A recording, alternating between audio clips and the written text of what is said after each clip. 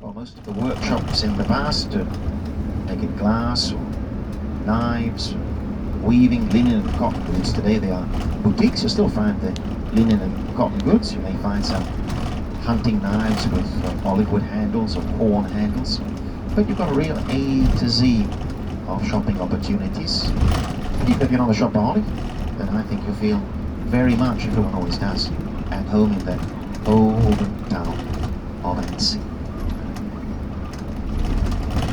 As we arrive, I'll point out where the boats leave from. We can find out at what time they might be leaving. Usually there are cruises which run up and down the lake in 1 hour and 2 hours. We'll be here for at least 3 hours, so it'll be time for you to stroll, soak up the atmosphere, take a boat ride if you choose, have some lunch, I'm sure, before the hour drive over to Guadeloupe.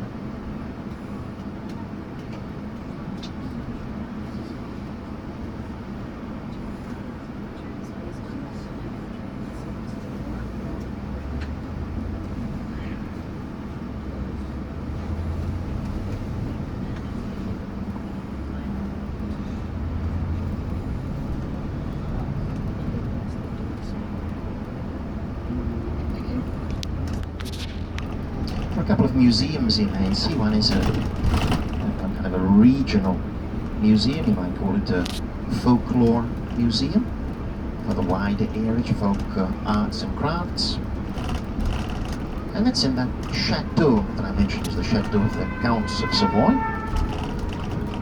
And then in the center there's a very famous museum on what they call the Palace of the Island. It's a tiny little island. It's an island because the river Tur runs around either side of it. It's where they used to have the prison and the mint administrative building today, but it's also a city history museum, so we've got those two possibilities, and churches galore from that time when this became the capital of the counter-reformation and the Protestants took over Geneva. There was a kind of a reactionary movement here, counter-attack, and probably the most famous son of Annecy was a bishop of Geneva. He never went to Geneva, he couldn't go for his own safety, so this became the seat of his church, his cathedral, and his name was Saint François de Sales, S-A-L-E-S. Wrote an amazing success in publication terms, because it was a book reprinted 60 times in his own lifetime, which sought to find a place for spirituality in everyday mundane chores and tasks that we all have.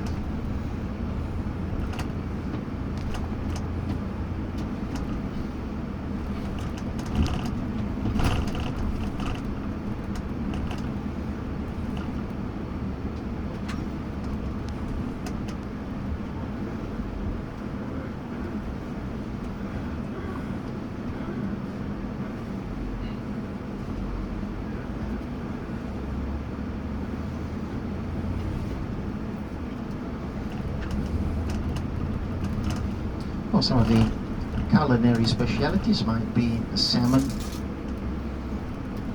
and the sea bass, which is the bass and bream which comes from the lake. Have whiting, whitefish. But also here, a lot of the cured meats, the salamis, the hams, and the beautiful local cheese. There's a dish here made with grated potatoes and grated cheese, butter in the oven, similar to the gratin that some of us had last night. But here they call it tartiflette, sort of a quiche. Lake out on our left-hand side.